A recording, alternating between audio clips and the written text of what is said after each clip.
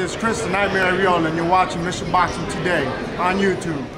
Heavyweight boxing fans, what's the deal? So a subscriber sent me this link to the nzherald.co.nz. I'll leave this link in the description box, and like always, you can click it, read it, and come to your own surmise. But just pretty much, Parker, he met with the Samoan Prime Minister. They had a dinner. He went and visited his extended family, grandparents and cousins and everybody that was cheering him on with his fight with Andy Ruiz Jr.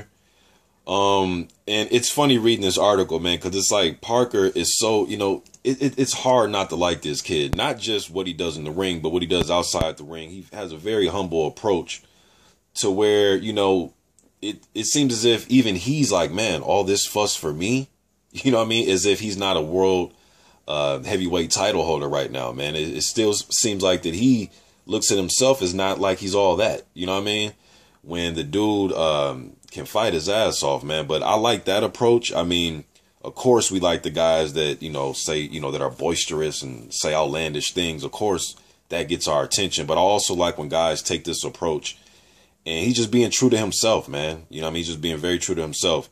So he went and there was a village he went to in Samoa. I forgot the name of the actual village, but he went there and he visited, and he was saying that he couldn't believe all the banners were for him and all these kids coming up to him taking pictures with him with this title, the WBO strap.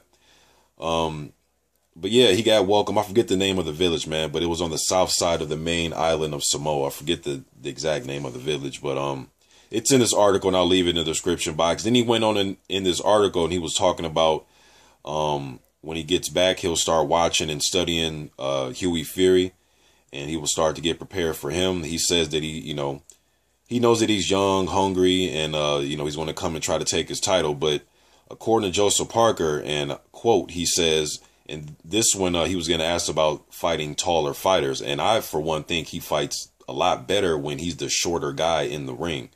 Because he could utilize his footwork, and he can, like he did with Dimitrenko. Dimitrenko was trying to throw the jab, but JP was able to get inside of his jab and work those combinations and be a very aggressive fighter.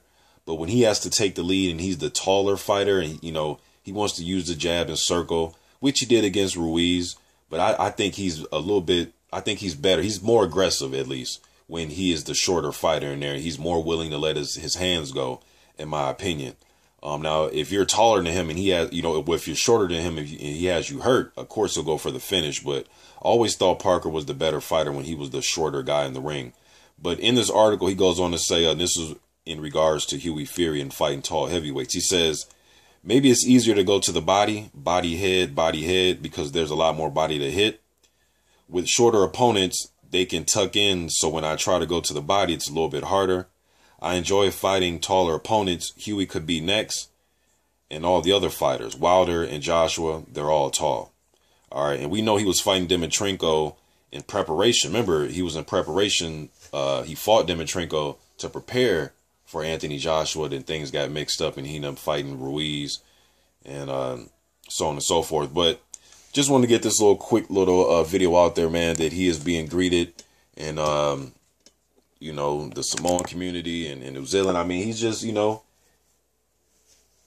being paraded around, like anybody that wins a world title for the first time and make history. But I'm glad that he's talking about his next opponent, and he's not going to, stay on this vacation forever, because you do got to get back in the ring and you do got to defend your title. But just getting this out there to you guys, man. I'm out.